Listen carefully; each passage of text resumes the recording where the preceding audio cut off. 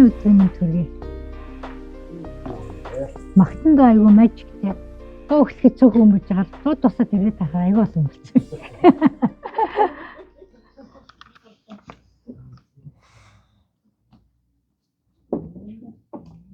За өнөөдрийн номлолын сэдэв болохоор Есүсийн эрх мэдлээр бид хүчирхэгжин сэргээгдэнэ гэсэн юм сэдэвтэй. За түлхүүр ишлэл болохоор 2 дугаар Коринт 10:8. Та нарыг устгахын тулд босгон байгуулахын тулд эзний бидэнд өгсөн эрх мэдлийн талаар би хальж сайрхсан ч ичихгүй гэж хэлсэн Эч Паулийн үгээр түлхүүр ишлэл ирсэн байна. Эзэн минь ээ танд талархаж байна. Үнэхээр их талархаж байна. Та бид нарыг өөрийнхөө нэр дээр нэгэн газар цуглуулж, өөрийгөө магтуулж, алдаршуулж, бас өөрийнхөө үгийг хэлж өгч байдаг тэгэхээр талархан залбирч байна. Эзэн өнөөдөр бид энэ цуглалаа, бид таныг магтлаа, та одоо биднэрт харин үгэн хайрлаарай гэж гуйж байна. Хүн болгоны зүрх сэтгэлийг нээлттэй ойлгож өгөөрэй. Чихийг нь онгойлгож, нүдийг нь нээж, харах ёстой зүйлийг нь харуулж, зүрхэнд нь нутаглуулах ёстой үгийг нь нутаглуулж өгөөрэй гэж гуйн залбирч байна эзэн. Эзэн танд талархаж байна. Үнэхээр их талархаж байна. Өнөөдөр бидний таны хүч, чадал, эрх мэдлийн тухай үнэхээр суралцахыг хүсэж байна. Эзэн Есүс Христийн нэрээр гуйн залбирлаа. Аамен. За 2 дугаар Коринт 10:8 дээр хэлж байна тийм ээ. Би та нарыг устгахын тулд бус гэж байна. Харин босгон байгуулахын тулд эзний бидэнд өгсөн эрх мэдлийн талаар би хальж сайрхсан ичихгүй гэж.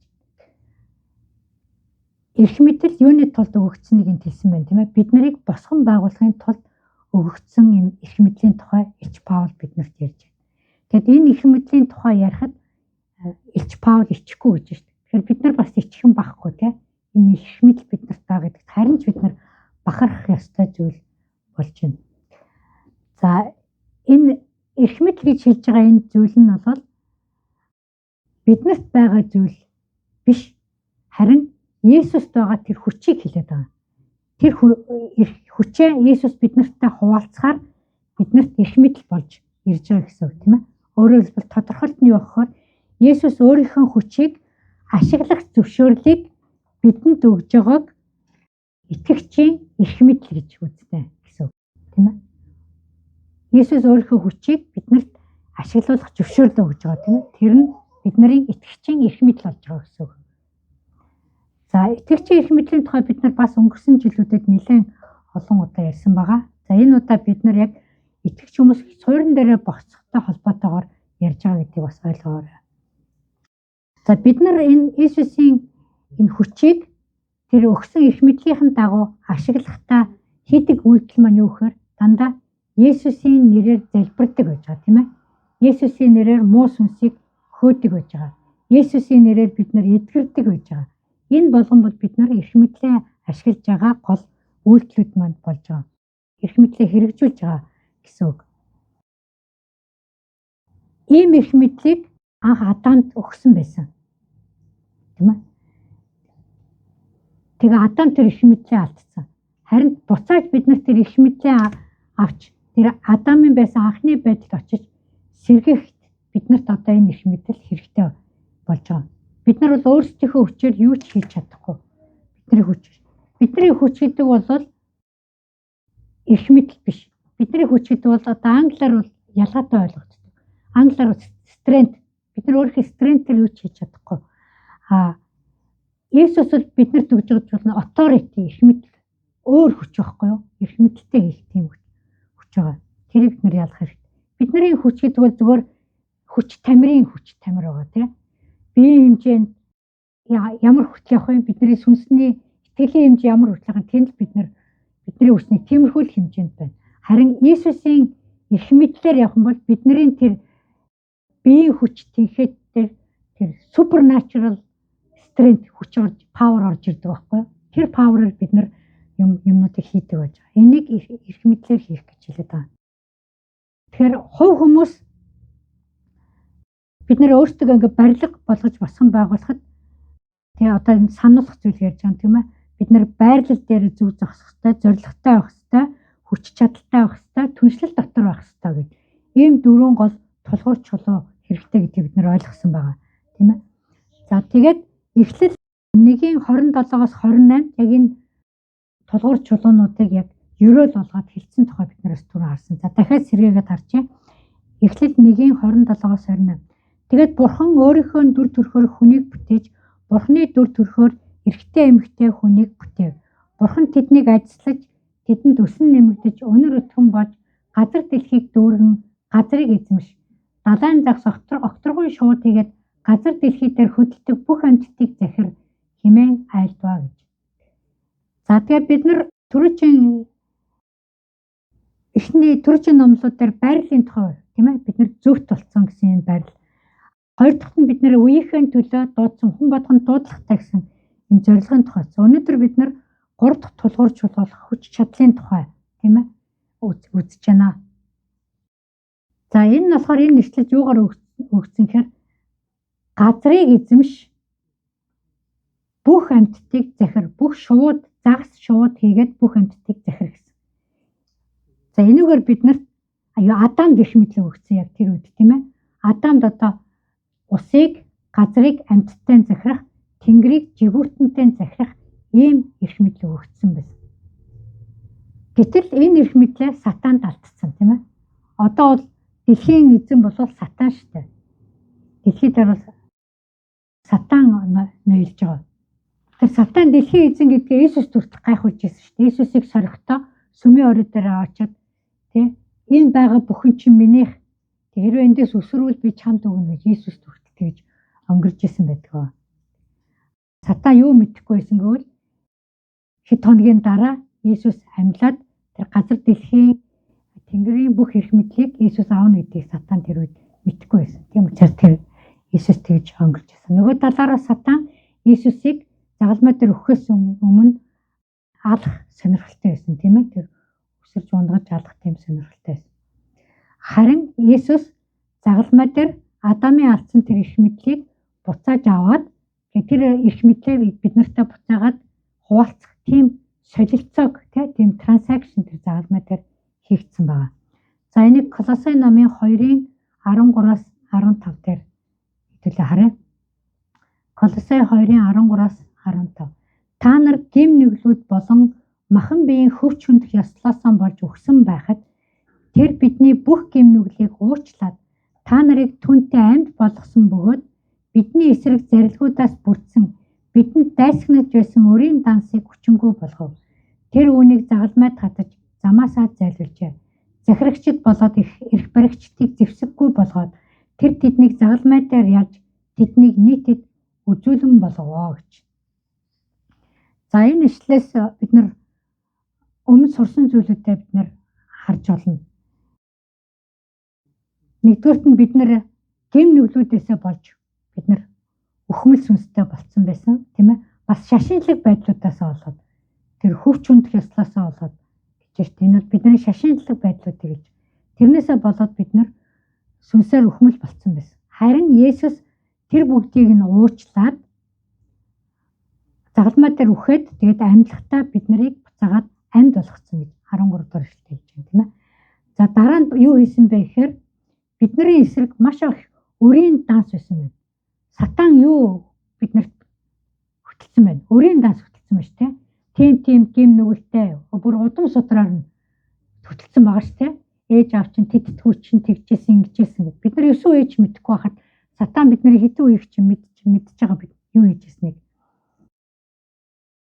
За тэгээд бидний эсрэг маш олон зарилгууд гарцсан тийм ээ. Энэ дэлхийн элийг удирдагчдаас бас итгэгч хүмүүсийг хавчхдаа маш олон зүйлүүдийг, хуулиудыг тогтооцсон байдаг. Тийм олон зүйлүүдийг Есүс загалмай дээр хадаад хүчингүй болгоод бүгдийг зайлуулсан гэж байна. Одоо тэр бидний эсрэг бол ямар ч хүчгүй тийм ээ.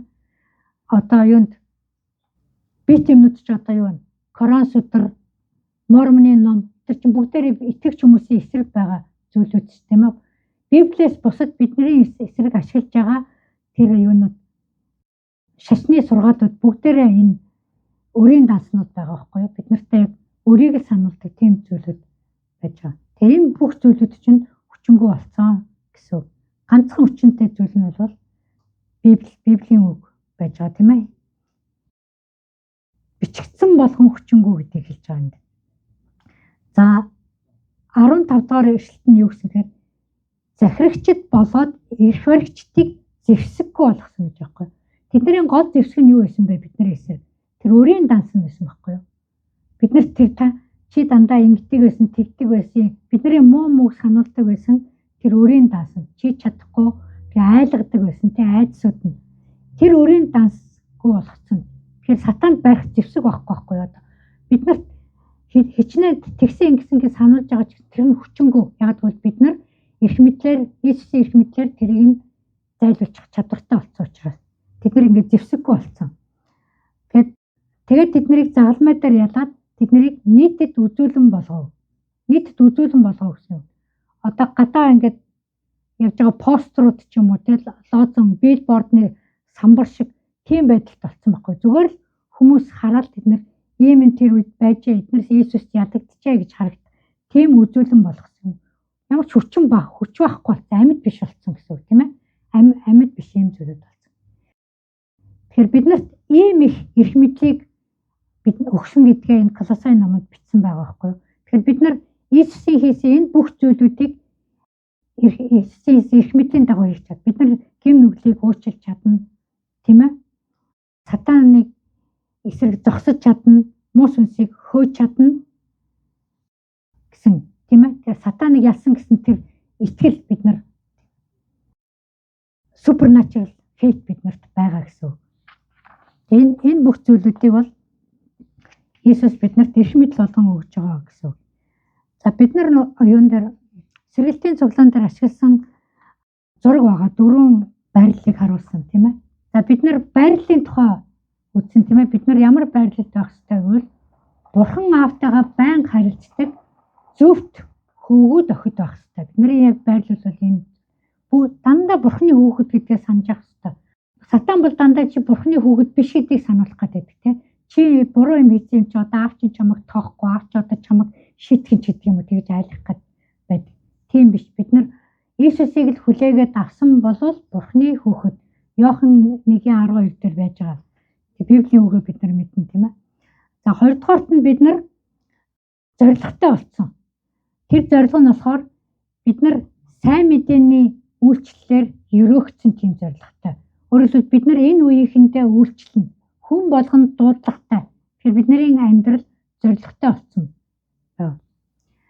За өнөөдөр бид нар хүчний тухай үзсэн тийм ээ. Ямар хүч биднэрт өгсөн гэхээр бид нар өөрсдөө Иесусийн дотор чөлөөлөгдсөн. Тэгээд чөлөөт хүмүүс учраас бид нараас Иесустай адилхан сатаныг захирах тийм ээ өвчнийг эдгэх тийм эрх мэдэлтэй болсон байхгүй юу. Энэ тухай бид нар өнөөдөр үзэж байна. За дараагийн 7 хоногт болох сэргэлтийн цуглаанаараа бид нар түншлэл дотор тийм ээ итгэлийн ахан дүүс хэрхэн бие бинийгээ босгон байгуулж хамтран зүтгэх ёстой гэдэг тухай бид нар үргэлжлүүлээд үзэх болно.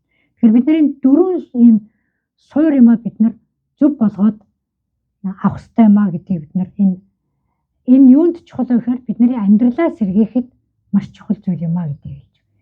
Энэ сэргээгдсэн амьдрал зөвхөн бид нар тэнгэрт очиод авах зүйл биш харин дэлхий дээр бид нарыг хийж болно гэдэг бид нар ойлгосон байж байгаа. Есүс энэ эрх мэдлээ хаанаас авсан бэ гэхээр Бурхан Ааваас авсан. Энэ дэлхий дээр байхдаа авсан байгаа. Иохан 17:2 таны надад өгсөн бүх хүнд хүүчин мөнхийн амийг өгөхийн тулд бүх махан биеийг захирах эрхийг та надад өгсөн билээ гэж. Тэгээ Иесус үйлчлэлдээ орохын өмнө Бурхан өөрийнхөө эрх мэдлийг хүүдээ өгсөн байна тийм ээ. Бүх хүнийг захирах эрх мэдлийг Иесус өгсөн байна. Тэгээд тэр хүмүүст мөнхийн амийг өгөх тийм эрх мэдлийг өгсөн. Яг тэр эрх мэдлээрээ үйлчлж яхад нь хүмүүс маш гайхдаг байсан тийм ээ. Марк 1:22-27 хүмүүс түүний сургаалыг гайхаж байлаа. Учир нь Есүс хуулийн багш нар шиг биш. Эрх мэдэлтэй нэгэн мэд тэдэнд сургаж байв. Тэр үед тэдний синагогт бузар сүнстэй хүн байжээ. Тэр хүн хашгиран Назарын Есүсээ бид танд ямар хамаатай билээ? Та биднийг устгахаар ирв үү? Таныг хэн болохыг Бурхны ариун нэгэн гэдгийг чинь би мэднэ гэв. Есүс түүнийг буруушаад "Дуугүй бай. Түүнээс гар" гэв. Бузар сүнс тэр хүнийг унгааж татгалзуулаад чанга дуугаар орилон түүнээс гарав. Бүгд гайхаж өөр хоорондоо "Энэ чинь юу вэ? Эрх мэдэлтэй шин сургаал." Тэр бузар сүнснүүдэд хүртэл тушаахад тэд түүнийг дуулууртайгаар дагаж байна гэж ярьж байлаа гэж. Тэгэхээр Есүс яг эрх мэдэлтэйгээр сургаалаа заадаг байсан. Эрх мэдэлтэйгээр бузар сүнснүүдийг хөөдөг байсан. Эрх мэдэлтэйгээр хүмүүсийг эдгээдэг байсан. Энэ бүх зүйлүүдээ хийж яхахыг хүмүүс харж байсан. Яг энэ үед бол еврейчүүд 400 жил сүнс хөхийг хараагүй, 400 жил гайхамшиг үйлдэлтгийг хараагүй байсан.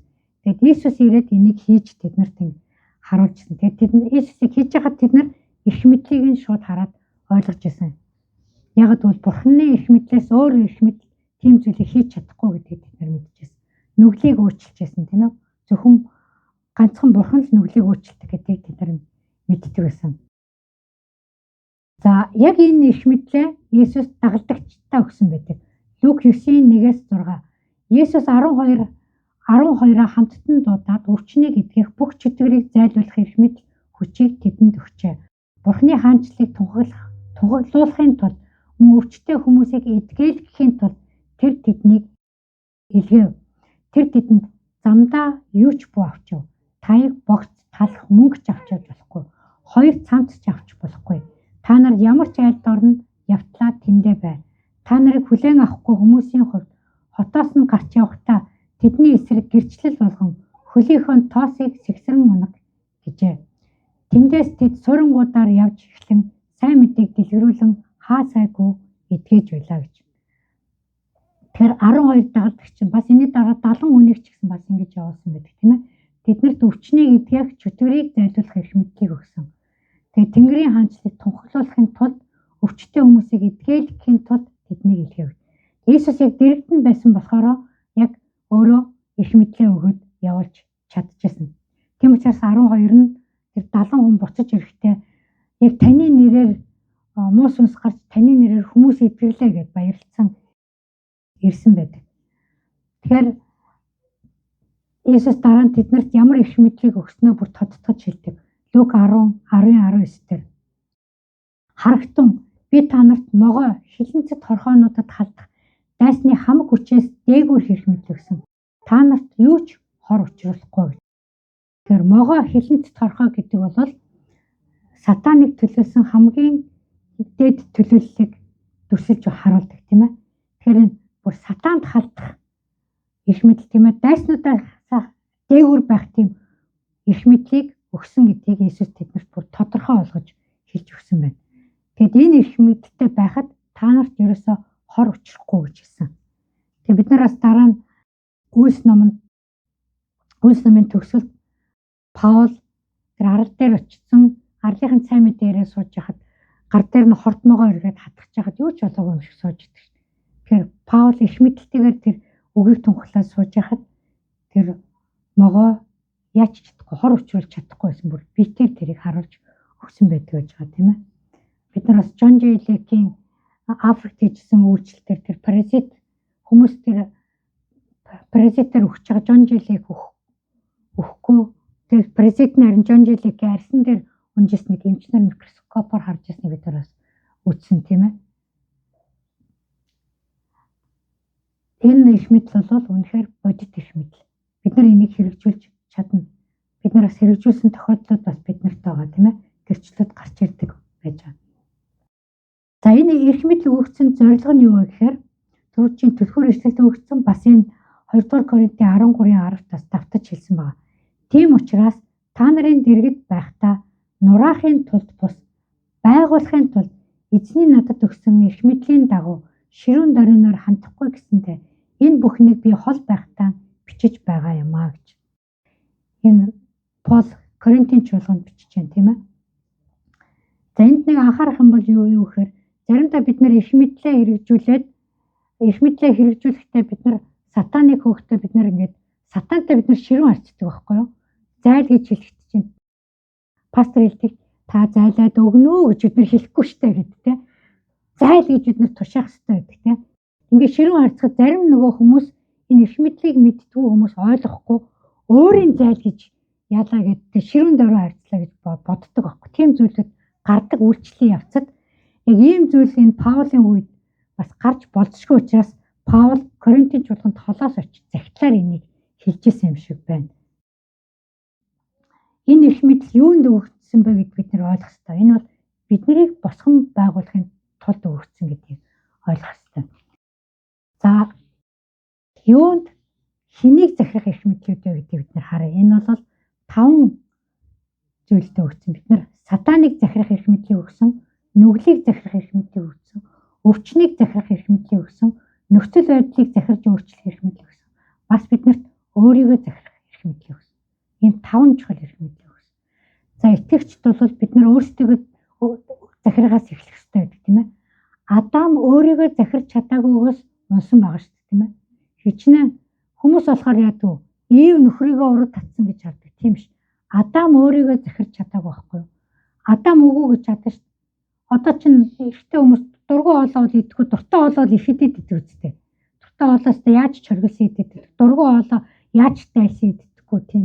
Тэрнтэй л адилхан шүү тийм ээ. Тэр альмиг идэхгүй байх боломж байсан. Тэгээд Ивийг засаж залруулах боломж байсан. Өөрийгөө захирч чадаагүйгээс Адам нүгэлд унтсан байдаг. Тэгэхээр сургаалт төгс 16-гийн 32-д уурлагтай удаан хүн хатан зоригтноос дээр сүнсээ захирдаг хүн хотыг эзлэгчээс дээрээ гэж байдаг байхгүй. Тийм учраас бид нар хамгийн түрүүнд өөрийгөө захирч сурах хэрэгтэй. Итгэгч бид нарын хийж чадахгүй зүйл юу вэ тийм ээ? Юу гэдэг вэ гэхээр бид нар өөр хэн нэг хүний хүслийг захирч чадахгүй. Бид нар хүний хүслийг захирах гад эсвэл өөрийнхөө хүслийг хүмүүст тулах гэснээсээ болоод зөрчлүүд маш их үүсдэг байгаа тийм ээ. Тэгэхээр бид нар өөрийгөө захирах болохоос хүнийг захирахгүй тийм ээ. Гэр бүл дотор ч гэсэн тийм ээ. Аав ээж хүүхдийнхээ хүслийг захирч чадахгүй. Өөрийнхөө л хүслийг захирна. Эхнэр нөхөр өөрийнхөө л хүслийг захирна. Хань ижлийнхээ хүслийг захирч чадахгүй. Харин тэр хүмүүс хүслээ Бурхны хүсэлд нийцүүлээсэй л гэж бид нар залбирч чадна. Тэ? Тэрийг бид нар ойлгох хэрэгтэй. Бид нар Бурхны хүсэлд нийцэхгүй хүслүүдээ дард сурах хэрэгтэй, няцаад сурах хэрэгтэй. Энийг л өөрийгөө захирах гэж хэлээд байгаа юм тийм ээ. Өөрийгөө захирах. За бас хоёр дахь нэг бид итгэгч хүмүүс хийж чадахгүй зүйл нь бол бидний чөлөөт сонголт тийм ээ. Free will нь Бурхны хүслээс гадуур байж болохгүй. Бурхан бол бүрэн эрхтэй тийм ээ. Sovereign гэж байна. Бурхны бүрэн эрх гэдэг бол бүх эрх мэдлийн дээгүүр байна. Хүн ч гэсэн бас бүрэн эрхтэй. Гэтэ хүний бүрэн эрх бол чөлөөт сонголт байхгүй юу? Сайн муу хоёрыг сонгоно. Бурхан сатан хоёрыг сонгоно. Гэхдээ бид нар сатаныг юм уу мууг сонгочих юм бол Бурхны хамгаалтаас гараад явчихдаг учраас бидний чөлөөт сонголт Бурхны хүслээс гадуур байж болохгүй. Итгэгч хүнийг. Тэрийг бид нар маш сайн. Ийм хоёр зүйлийг бид нар бол хийж чадахгүй байна. За сатаны дээр бид нар яаж бидний эрх мэдэл байдг вэ гэхээр бид нар муу сүнсийг таньдаг, муу сүнсийг хөөдөг. Тийм ээ? Ийм эрх мэдэлтэй байгаа. Муу сүнсээс салж чадах, зайлуулах тийм эрх мэдэлтэй байгаа. За нүглийн хувьд бид нар ямар эрх мэдэлтэй гэхээр бид нар нүгэл хийсэнтэй гэмшиж, бидний эсрэг нүгэл хийсэн хүмүүсийг уучлж, өршөөх тийм эрх мэдэл. Тэр бол маш том эрх мэдлүүд байж байгаа тийм ээ. За энийг бид нар сэргэлтийн цуглаан дээр үргэлжлүүлээд ярина. За өвчний хувьд бид нар яадаг вэ гэхээр бид нар өөрсдийнхөө өвчнийг эдгэх чадна. Тэгээ өвчнийг бүр хүлээж авч чадахгүй байх эрх мэдэлтэй. Бид нар өвдөхгүй гэдэг. Бид нар New Horizon Church дээр очсон тэнд 70 юм уу 80-тай нэг эмээ байсан баг. Би өдөр болгон өөрийнхөө дээр Исая 40 хэд дээр үлээ бүргэдийн хүчээр ниснэ гэдэг чинь би өдөр болгон өөрийнхөө дээр тэрийг тунхаглаж залбирдаг. Тэгээ өвддөггүй гэж. Бид нар өвдөхгүй байх хэрэгтэй байхгүй юу тий. Тэгээ бид нар бусдыг эдгэхийн төлөө залбирч эрх мэдлээр залбирах хэрэгтэй. Энэ бол бидний эрх мэдэл байгаа байхгүй юу. Итгэгч бүх хүмүүсийн төлөө бид нар эдгэрлийн залбирлыг хийж болно. Бид нар гар тавихтаар бас ярьсан тийм ээ. Гар тавиад бид нар өвчнийг эдгэж болно. Эдгэрлийн бэлэг яваастай хүмүүс бол тэр бэлэг яваасаараа байнга үйлчилж явах ёстой гэж байна. За бид нар нөхцөл байдлыг өөрчлөх эрх мэдэлтэй. Ямар ч нөхцөл байдлыг бид нар өөрчилж чадна.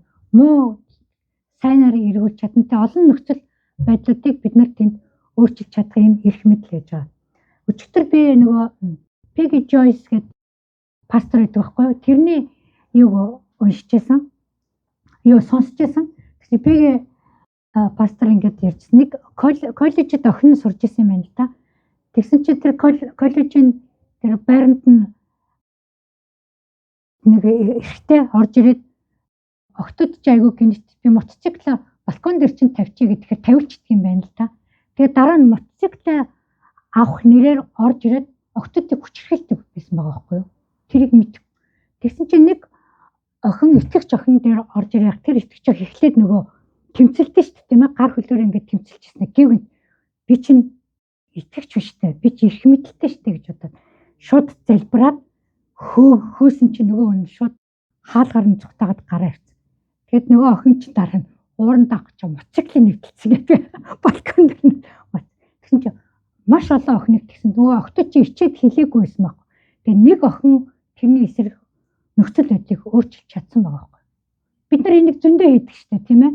Бид нар янз бүрийн хин нэгэн маань аюулд очихад бид нар тэр залбирахад тэр аюул зайлдаг байж байгаа шүү дээ тийм ээ. Дуулал 91-ээр залбирахад бүх зүйл зайлдаг байж байгаа шүү дээ тийм ээ. Энэ бол бидний нөхцөл байдлыг өөрчлөх эрх мэдлийг Иесус бидэнд өгсөн гэсэн үг байгаа байхгүй юу. Тэгэхээр бид нар энэ эрх мэдлээ, итгэгчийн эрх мэдлээ хэрэгжүүлэхдээ Иесуст итгэлээр хийн тийм ээ. Бидний итгэл бол бүр тийм дардын хүчтэй, бүр supernatural тийм ээ. Ер бусын гэж бид нар хэлдэг. Ийм итгэл байгаа. Тэгээд хамгийн гол нь Есүсийн нэрийг ашиглана. Тийм ээ. Бид нар залбирахтаа ядгүй Бурханд хандаж залбирдаг. Тэгээд ариун сүнсээр залбирдаг. Есүсийн нэрийг ашигладаг гэж байгаа тийм ээ. Бүх зүйлүүд нь. Тэгэхээр Есүсийн нэрд бүх хүч, тэр бүр Бурхны тэр бүх эрх мэдэл бол Есүсийн нэрд байгаа. Эфес 1:20-22 тэрээр Христ дотор энэл хүчээр нөлөөж түүнийг үхэгчдээс амьдуулаад Тэнгэрт өөрийн баруун гарт зааж бүх засаг захиргаа, эрх мэдэл, хүч, ноёрхол төдийгүй зөвхөн энэ үед ч биш мөн ирээдүйд нэрлэгдэх аливаа нэрээс ч ихэн болгожээ. Бурхан бүх юмсыг түүнд захируулахаар хөл дорн тавьж түүнийг чуулганы төлөө бүх юмсын дээрх тэргүүн болгожээ гэж. Тэгэхээр та нар анзаарсан бол энэл хүч гэдэг нь тийм ээ. Христийн хүч, Иесусийн хүч гэж байгаа. Энэ хүч яадаг гэж байна. Бүх гэдэг үг 3 удаа энэ хэсэгт авсан байгаа. Бүх засаг захиргаа, бүх юмсын дээрх гэж байгаа.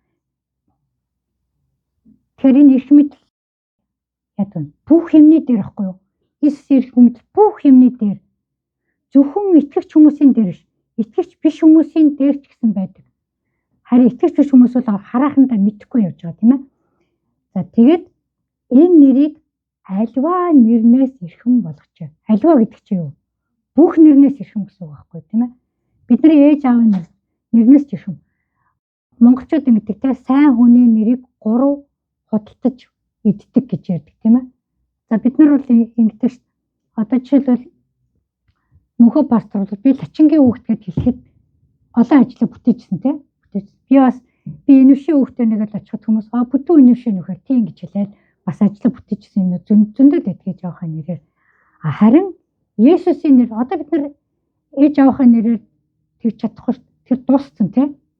Одоо ээж аав минь таних хүмүүс байхгүй өнгөрцөн. Тэгээ бид нараас өөр газар ч амьдарч байна. Харин бид нар Есүсийн нэрээр бүх юмыг хийхэд Бурхан аав тэндээ сонсоод хаанч байгаа бидний хүслийг гуйлтыг биелгэж чаддаг болсон байгаа. Ийм л supernatural хүч биднэрт өгөгдсөн байгаа байхгүй юу? Тэгэхээр бүх хүн, бүх зүйл гэдгийг бид нар ойлгох хэрэгтэй. Бүх хүн, бүх зүйлийн дээр Иесус эрх мэдэлтэй. Тийм ээ? Ичлэл номд хэлсэн байдаг ш тийм ээ. Дэлхийн төгсгөлд бүх өвддөг болгон Иесусийн өмнө сүгдэж, ам болгон Иесусийн өмнө өчнө гэж хэлсэн байгаа ш. Бүх хүн, өгсөн амьд бүх хүн гэж хэлж байгаа тийм ээ. Тэгэхээр бүх хүн, бүх зүйл нэртэй байхгүй юу? Бид нар бүгдээрээ нэртэй, хүмүүс нэртэй, Антон ургамал нэртэй Адам нэр өгсөн тийм ээ. Ургамал хүний биеийн яс эрхтэн бүх юм Антомын нэрнүүд чинь бүгд латин матин нэрнүүдтэй байдаг ш тийм ээ. Тэр утга муу сүнс хүртэл нэртэй. Бид нар мэднэ тийм ээ. Муу сүнсийг бид нар нэрээр нь хөөж чаддаг ш тийм ээ. Гологдлын сүнс зайл гэл тэгэхэд гологдлын сүнс гарч идэг байгаа тийм. Өвчний сүнс зайл гэхэд гарч идэг байгаа. Хараал зайл гэхэд хараалын сүнс гарч идэг байгаа. Гэмтчлэн бүгдээрээ нэртэй байдаг байхгүй тийм. Иесус хэлжсэн чи хинбэ чи гэдгээр би легион байна гэдэг. Бүр бөөнөр орсон сүнсний хүний дотор байгаад тэр хүнийг татваржуулаад байжсэн шүү тийм ээ. Төрөний үнс ишлэл дотор гарсан байж байгаа тийм ээ. За Үлс 3-р бүлэгт Иесусыг амьсны дараа шүү дээ. Яг энэ эрх мэдлийг авсан хүмүүс гэсэн тийм ээ.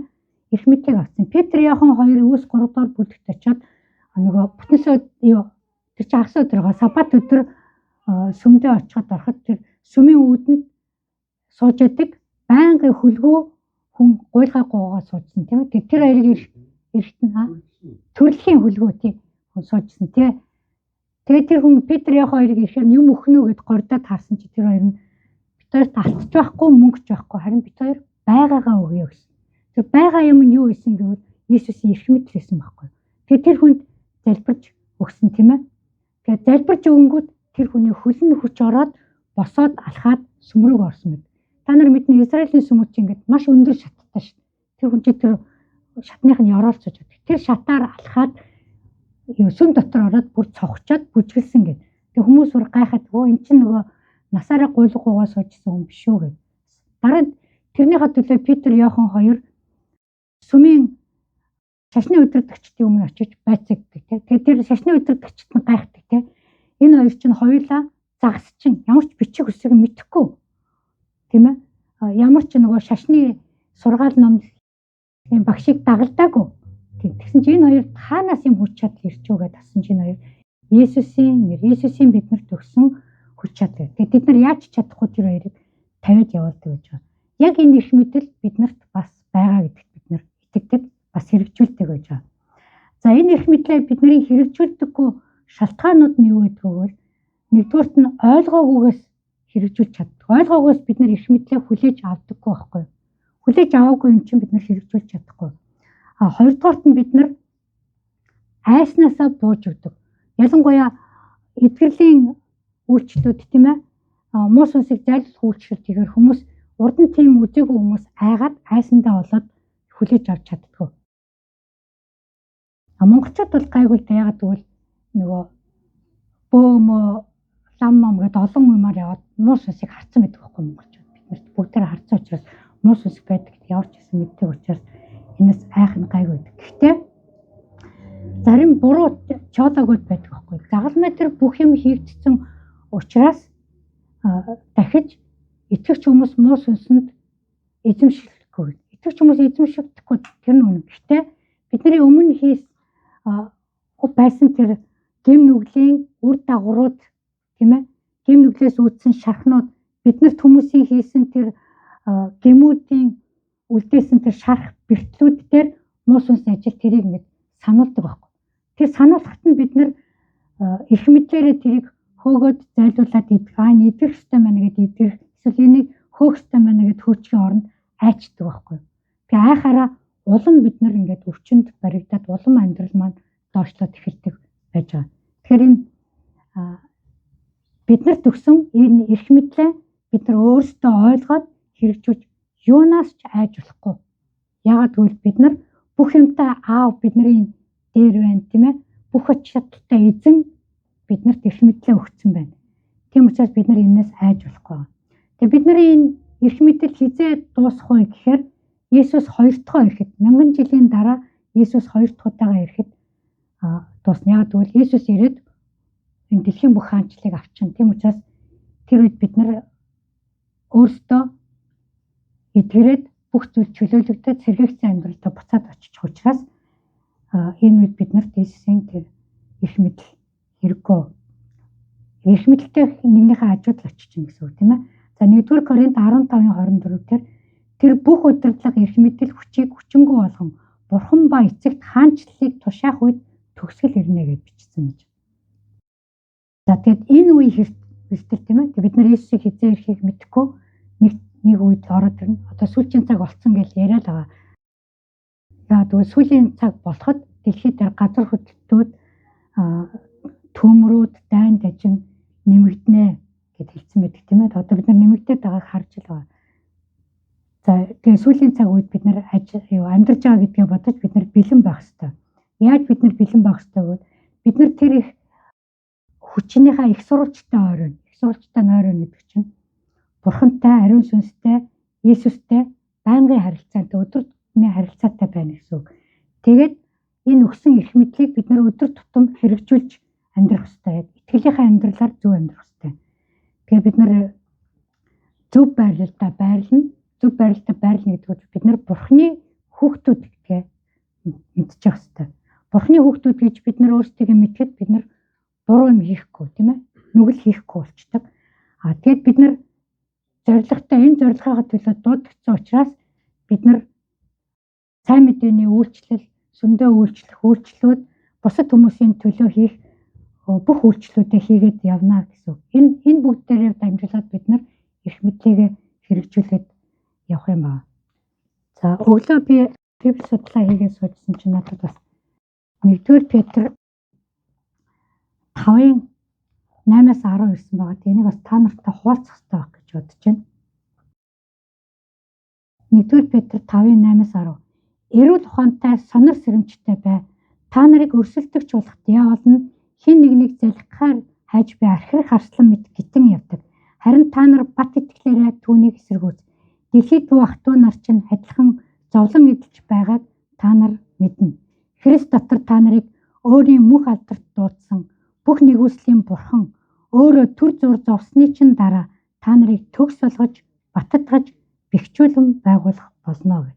Энэ биднэрт ирсэн бас биднэрт урам өгөх үг байна гэж бодсон. Тэгэхээр муу сүнс бол зүгээр л арслан шиг архираж яваад халдаж чадахгүй байгаа байхгүй юу? Тэгээд ингээд яваад байгаа. Энийг үзүүлэн болцсон гэдэг нь яг энэ байна. Зүгээр л архираж яваад. Тэрнээс бид нар айх хэрэггүй, харин бид нарыг төгс болгож, баттгаж, бэхжүүлэн байгуулахын тулд бүх зүйл хийгдэж байгаа гэдэгт итгэж амьдрах ёстой юм аа гэж. За өнөөдрийн хуваалцах номлол бол энэ. Тэгээд дараагийн хагас бүтэнсийн тул сэргэлтийн цуглаан болно. Тэгэхэд бид нэр яг түншлэлийн суурийн тухай ярилцах юм байна тийм ээ. Тэгэхээр бид нар ямар их эрх мэдэл өгснөө бид нар ингээд ойлгох байна. Эзэн тань талархаж байна, үнэхээр их талархаж байна эзэн. Та өгөө өгсөн талархыг хамгийн гол нь та биднэрт эрх мэдлээ өгсөнд талархыг. Бид нар тийм эрх мэдэлтэй гэдгээ мэдлэхгүй явж олон жил сатааны дарлал доор зовж шаналж нүгэл үлдэж явсантаа үнэхээр гэмшдэг эзэн. Харин та гэмшлийг хүлээж аваад бид нарыг өөрийнхөө хүүхэд болгож хүлээж авсанд үнэхээр талархан залбирч байна. Эзэн бүх дэлхий, бүх ертөнц, бүх орчлонгийн эзэн Аавтайдаа бид нар үнэхээр талархан залбирч байна. Та ариун сүнсээ бидний дотор байлгаж бас Иесусийн эрх мэдлийг биднэрт өгч түүний хүч чадлаар бүгдийг хийх эрх мэдлийг хуваалцж аваад бид нар талархан залбирч байна эзэн. Эзэн танд талархыг, үнэхээр их талархыг. Тэгэхэд өнөөдөр энд байгаа бүх хүмүүс таны эрх мэдлийн дагуу таны эрх мэдлийг ашиглаж үйлчлэх болтугай гэж Иесус Христийн нэрээр ерөн залбирч байна. Аамен.